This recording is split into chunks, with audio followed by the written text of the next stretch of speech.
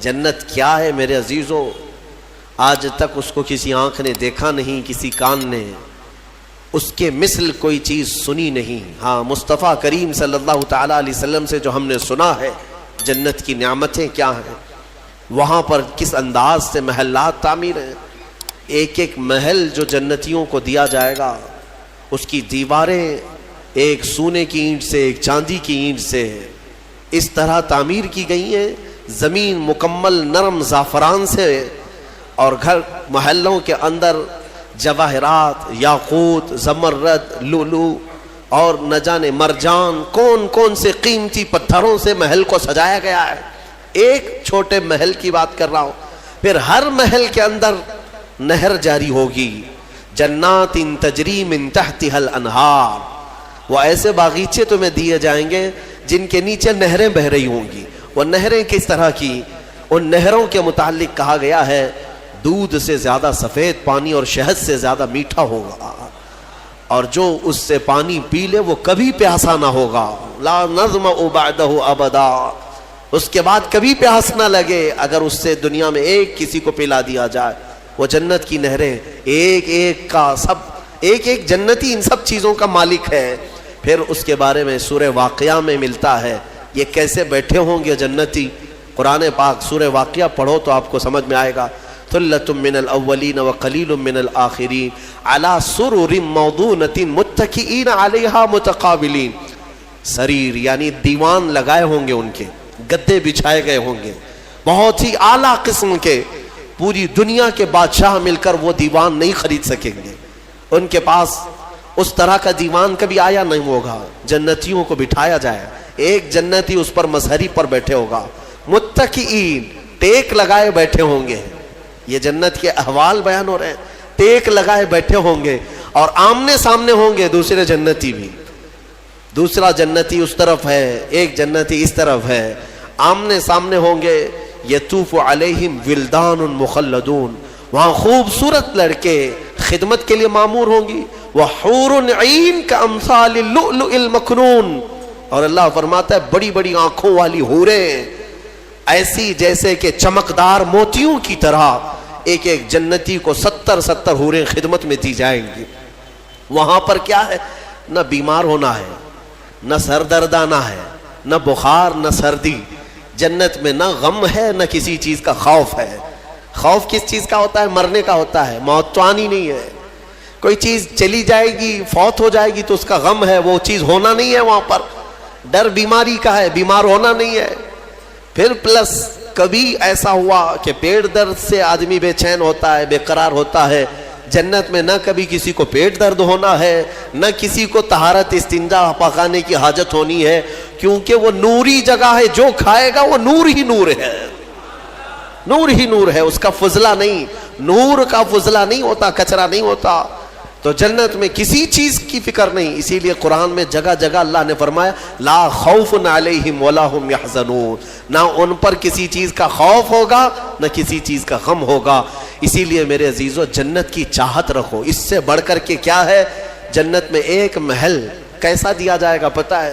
جنت فل ہو چکی ہوگی، فل ہو چکی ہوگی، سب سے اخیر میں ایک بندہ آئے گا، حساب دیتے دیتے دیتے زمانہ گزر گیا، جنتی جنت میں جا چکے، سب کا فیصلہ ہو گیا، لاسٹ آنے والا، سب سے اخیر میں آنے والا جنتی پتہ نہیں کتنے 100 سال بعد آئے گا، بخشش ہو گئی، اس کی سزائیں ختم ہو گئی، اسے بھی نکال کر کے لایا گیا۔ جنت میں وہ آیا، دیکھا ساری جنت بھری ہوئی، سب کے محلات لگے ہوئے ہیں، ظاہر سی بات ہے انٹرنس پر سیدھے ہی آتے ہی بڑے بڑے محلات اور سب کے نام لگے ہوئے ہیں۔ یہ حسرت سے دیکھنے لگا، میں بہت تاخیر سے آیا، مجھے جگہ ملے گی یا نہیں ملے گی؟ سب سے اخیر میں آنے والا جنتی، تو وہ جنت میں اندر آئے گا، رب تبارک و تعالیٰ سے پوچھے گا کہ مولا میری جگہ ہے یا نہیں جنت میں؟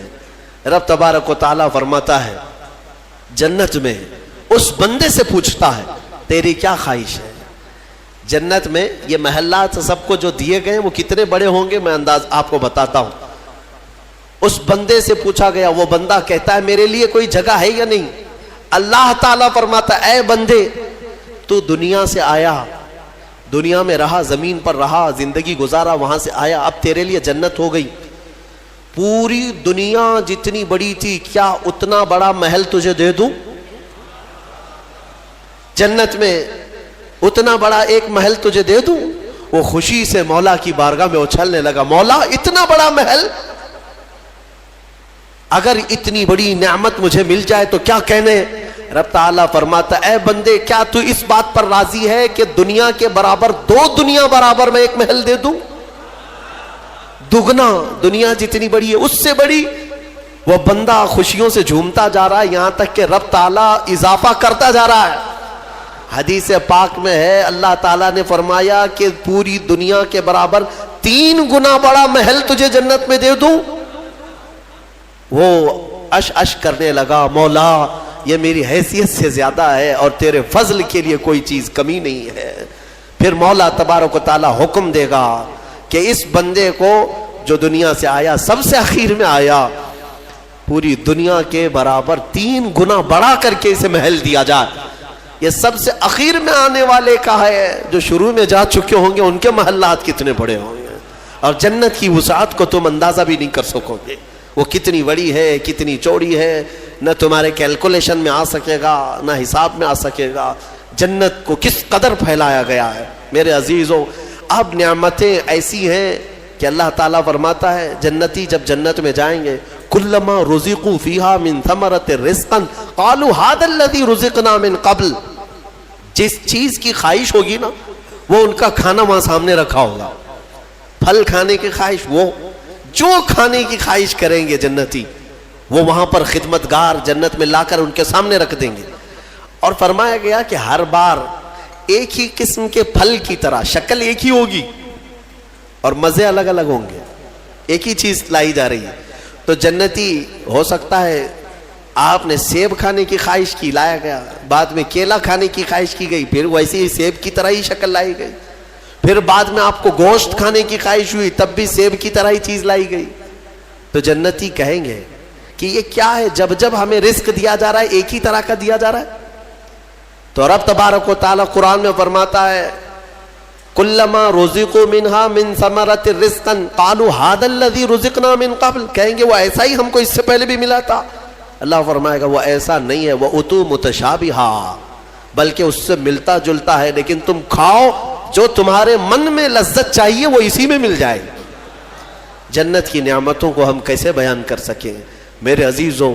پھر اس سے بڑی نعمت یہ ہے کہ جنتی کے لیے اتنی آزادی کہ وہ پوری جنت میں جہاں چاہے گھومے پھرے، سیر کرے، وہاں کے جنت کی نعمتوں کو دیکھے۔ جنتی کی کبھی خواہش ہوگی وہ عرض کرے گا کہ مولا میں سیر و تفریح کے لیے تیری اولیاء کے دربار دیکھنا چاہتا ہوں، اسے لے جایا جائے گا۔ اللہ تعالیٰ کے جو محبوبین ہیں اولیاء ان کے پاس جنتی کو لے جایا جائے گا۔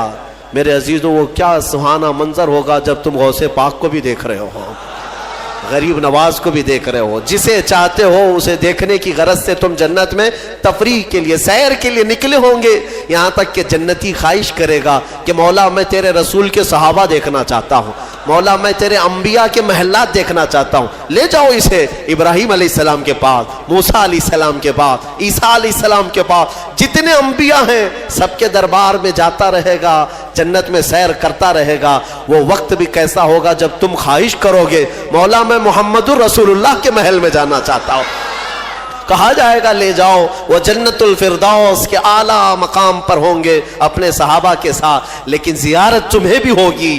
رسول کریم صلی اللہ تعالیٰ علیہ وسلم کے دربار میں بھی جنتی پہنچیں گے، ہر ایک کو دیکھیں گے۔ پھر جانتے ہیں جنت کی سب سے بڑی نعمت کیا ہے؟ سب سے بڑی نعمت کیا ہے؟ جنت کی سب سے بڑی نعمت یہ ہے کہ رب تبارک و تعالیٰ فرمائے گا بندے سب کی تو نے زیارت کی، اب حجابات ہٹاتا ہوں تو میرا بھی دیدار کر لے۔ اللہ رب العزت وہاں پر حجابات ہٹائے گا، اور بندے کے لیے سب سے بڑی نعمت یہ ہے کہ جنت میں بندہ اپنے رب کا دیدار کرے گا۔ وجوہ یومئذ ناظرہ الی ربہا ناظرہ، قرآن میں اللہ فرماتا ہے وہ چہرے کیسے چمک رہے ہوں گے جو اپنے رب کی طرف خوشحالی میں دیکھ رہے ہوں گے، مولا کو دیکھ رہے ہوں گے۔ اور ایک روایت یہ بھی ملتی ہے جنتیوں کو اس دن یہ کہا جائے گا کہ اے جنتیوں آج تم کچھ سننا پسند کرو گے؟ کہیں گے مولا تیری حمد، تیری ثنا، تیرے حبیب کی تعریف. دنیا میں گانے بجانے نہیں سنتے تھے، بچتے تھے، اپنے کانوں کو بچاتے تھے. جنت میں انہیں سنایا جائے گا. کس سے؟ کہا جائے گا حوران جنت کو کہ اپنی سریلی آواز سے انہیں نغمات توحید سناؤ. اللہ تعالیٰ کے حمد کی، توحید کی وہ سریلی آواز میں نغمات سناتی رہیں گی. جانتے ہیں جس کو سننے کا شوق ہوتا ہے وہ مدہوش ہوتا ہے. ہاں، اللہ رب العزت کی حمد حوران جنت سے سنتے سنتے 100 سال گزر جائیں گے. 100 سال گزر جائیں گے. پھر رب تبارک و تعالیٰ فرمائے گا اے جنتیوں سیراب ہو گئے؟ کہیں گے مولا اور بھی ہم سننا چاہتے ہیں، اور بھی ہمیں سنایا جائے. پھر کہا جائے گا دنیا میں سب سے میٹھی آواز حضرت داؤد علیہ السلام کی تھی. داؤد علیہ السلام، لحن داؤدی مشہور ہے. جب داؤد علیہ السلام زبور شریف کی تلاوت کرتے تھے تو اڑتے ہوئے پرندے آسمان میں رک جایا کرتے تھے، پہاڑ وجد میں آتے تھے داؤد علیہ السلام کی آواز پر. تو رب تبارک و تعالیٰ فرمائے گا اے بندو کیا تم اس بات پر راضی ہو کہ میرے نبی داؤد سے میں تمہیں نغمات توحید سناؤں؟ داؤد علیہ السلام سے کہا جائے گا کہ اے داؤد آپ میرے ان بندوں کو میری حمد سنائیں.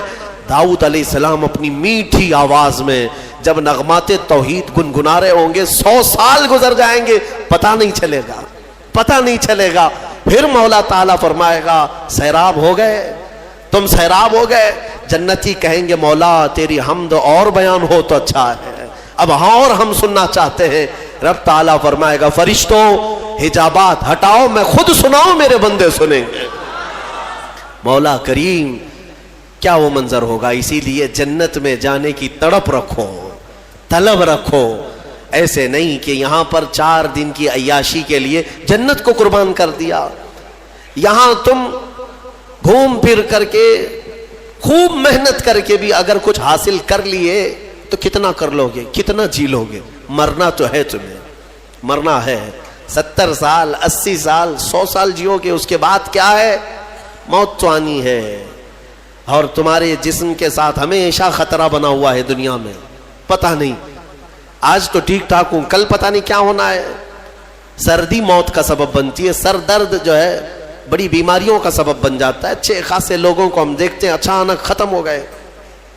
تو یہ دنیا تو ایسی ہی ہے، تم کروڑوں کما کر کے بھی وہ عیش نہیں لا سکو گے. ہم نے دیکھا ہے، آپ نے قارون کی جنت سنی، قارون کے خزانے سنے ہوں گے، اور شداد کی جنت سنی ہوگی. شداد نے جنت بنا دیا تھا دنیا میں. جنت کا مطلب وہ سن سن کر کے اس نے بھی سونے چاندی کی اینٹوں سے محل بنا دیا، اندر باغیچے لگا دیا، نہریں جاری کر دیا. لیکن شداد اس جنت میں قدم تک نہیں رکھ سکا، اس سے پہلے موت آ گئی، مر گیا. مرنے کا ٹینشن تو روز ہے تمہیں، آج جنت میں نہیں. یہاں اسی لیے میں کہتا ہوں دنیا پر جنت کو قربان مت کرنا. بہت زیادہ اگر تم محنت کر بھی لے جاؤ گے تو چند دنوں کا عیش ہے تمہارے پاس. یہ مال، یہ متاع، یا عورتیں، یہ بچے. قرآن کہتا ہے زُيِّنَ لِلنَّاسِ حُبُّ الشَّهَوَاتِ مِنَ النِّسَاءِ وَالْبَنِينَ وَالْقَنَاطِيرِ الْمُقَنطَرَةِ مِنَ الذَّهَبِ وَالْفِضَّةِ وَالْخَيْلِ الْمُسَوَّمَةِ وَالْأَنْعَامِ وَالْحَرْثِ ذَلِكَ مَتَاعُ الْحَيَاةِ الدُّنْيَا. اللہ فرماتا ہے لوگوں کے پاس چمکا دی گئی ہیں زینت کے طور پر. کیا؟ شہوت کی خواہش، عورتوں سے شہوت کی خواہش. اس کو انسان سمجھتا ہے سب سے بڑی چیز ہے یہ دنیا میں، سب سے اچھا عیش ہے. عورت اچھی مل گئی، خوبصورت. بہت سارے لوگ آدھی زندگی عورت کے پیچھے ہی برباد کر چکے. ان کو ایسا لگتا ہے کہ ایک لڑکی کو حاصل کر لینا ہماری آدھی زندگی کا وصول ہو گیا. تمہیں پتہ بھی نہیں، یہ تو جوڑے اللہ نے ویسے بھی تمہیں دیے ہوئے، اور اس پر سر کھپانا صبح سے شام، شام سے صبح. بیچارہ پریشان ہے ایک عورت کی خاطر. ہم دیکھتے ہیں اکثر نوجوانوں کی زندگیاں اسی میں ختم ہیں. وہ اسے محبت سمجھتے ہیں، اسے عشق سمجھتے ہیں. دیوانوں، یہ جسموں کے ملاپ کو محبت اور عشق کہاں کرے ہو. محبت اور عشق ایک بہت ہی مقدس الفاظ ہے، مقدس الفاظ ہے. ہاں، صرف آدمی اپنے جسمانی سکون کو حاصل کرنے کے لیے، اپنی شہوت کو پوری کرنے کے لیے محبت کا نام دے رہا ہے. محبت کیا ہے؟ محبت تھوڑی نہ ہے. عورتوں کی خواہش میں آدھی زندگی ختم ہوئی. یہ وہی لوگ تو ہیں جو شادی سے پہلے نہ جانے کتنے راتیں جاگتے تھے، پوری پوری رات بات کرتے تھے، پتہ نہیں کتنے کتنے وعدے معاہدے ایگریمنٹ ہوا کرتے تھے، شادی کے 8 دن کے بعد پھر زندگی چینج ہے. ہو سکتا ہے چند مہینے اچھے بتا لیے ہوں، اس کے بعد تو اب فون پہ بھی بات نہیں کرتا، گھر پہ بھی بات نہیں کرتا. جو گھنٹوں بات کرتا تھا، ہو گئی محبت ختم ہو گئی، عشق کی داستان ختم ہو گئی. کہاں ہے جو تم پہلے اس کے لیے وعدے کرتے تھے، اب کہاں ہے؟ میرے عزیزو، جسموں کے ملاپ کو جو تم نام دے رہے ہو، اسی کو قرآن کہتا ہے حب الشہوات من النساء، عورتوں سے شہوت پوری کرنے کی خواہش ہے، یہ خواہش ہے. اور اس کے بعد اللہ تعالیٰ فرماتا ہے والبنین، اور بیٹوں کے ذریعے سے آدمی فخر کرتا ہے دنیا میں. میرے اتنے بیٹے ہیں، میں اس کے اتنے بیٹے ہیں. عربوں میں بھی یہی تھا، بیٹے پیدا ہو تو اس پر فخر کرنا. دنیا اس پر فخر کرتی ہے، اسی کو مال سمجھتی ہے. والقناطیر المقنطرۃ من الذهب والفضہ، اور سونے چاندی کے زیورات، اس کو سمجھتے ہیں کہ دنیا ہے ہمارے پاس، بہت مال ہے. یہ عورتوں کی عادت ہے، وہ اسی ہوڑ میں لگی رہتی ہیں پوری زندگی. بڑھاپا آ گیا، بال سفید ہو گئے، بوڑھی ہو گئیں، لیکن سونے کی ہوس نہیں گئی. ابھی بھی کان کی بالیاں چاہیے، چوڑیاں چاہیے، نتھنیاں چاہیے، چاہے وہ قبر میں جانے سے 1 دن پہلے بھی کیوں نہ ہو. اور اماں جی سونا کسی کو دے دیں گی؟ نہیں ہوتا، کبھی نہیں ہوتا. وہ اس کے لیے جان سے زیادہ حفاظت کرنے لگ جاتی ہیں. یہ سونا، اس کو بھی قرآن کہہ رہا ہے یہ دنیاوی متاع ہے جس پر تم فخر کر رہے ہو.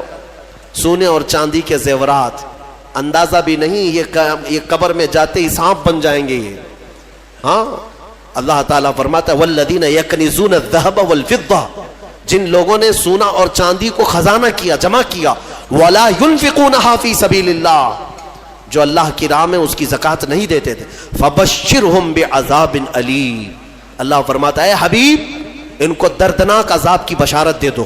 جو لوگ سونا چاندی اکٹھا کر کے رکھتے، کیا کیا جائے گا؟ یوم یحمى علیہا فی نار جہنم فتکوی بہا جباہہم وجنوبہم وظہورہم.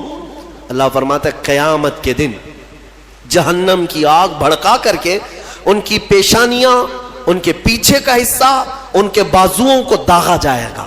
یہ سونا چاندی کی ذخیرہ اندوزی پر. ہاں زکوٰۃ دے دیا ہے تو پھر 100 تولے بھی پہنے رہو، ہمیں کیا فرق پڑتا ہے؟ اگر اس کا حق ادا کرتے ہو تو پھر جتنا رکھنا ہے رکھو. 3 چیزیں. اور اللہ فرماتا ہے والانعام والحرث، سواریاں، ایک سے ایک سواریاں لینا، انسان اس پر فخر کرتا ہے. عربوں میں بھی تھا، پہلے بھی تھا، آج بھی. وہ گھوڑے لیتے تھے، اونٹ لیتے تھے. آج تم مرسیڈیز اور آڈی پہ فخر کرتے ہو کہ ہمارے پاس بڑی بڑی کاریں آ جائیں. سیم ہے زمانہ. اونٹ اس وقت مہنگی سواری تھی، آج تمہارے لیے مرسیڈیز ہے. ان مہنگی سواریوں پر فخر کرتے ہیں آج. اور پھر اس کے بعد والحرث، اور کھیتی باڑی، جائیداد، زمینیں. تمہارے پاس کتنی ہے؟ تمہارے پاس کتنی ہے؟ آج کے زمانے میں اس پر بھی فخر ہے نا. ہمارے پاس کئی لوگ تعارف بھی ایسے ہی کرواتے ہیں، انٹروڈکشن، حضرت یہ فلاں صاحب ہے، ان کے 20 ایکڑ جگہ ہے. ہاں 20 ایکڑ جگہ ہے. اسی پر ان کا پورا انٹروڈکشن ہوتا ہے، تعارف ہوتا ہے. یہ بعد میں کہا جائے گا کہ یہ مرد ہیں، یہ انسان ہے، یہ مسلمان ہے. پہلے ہے کہ ان کی 20 ایکڑ جگہ ہے. یہ فخر ہے. دنیا میں انہی چیزوں پر فخر کیا جاتا ہے. اور اللہ فرماتا ہے ذالک متاع الحیات الدنیا، یہ سب دنیا کا متاع ہے. واللہ عندہ، اور اللہ کے پاس جو ہے وہ سب سے بہتر ہے. وہاں کیا ہے؟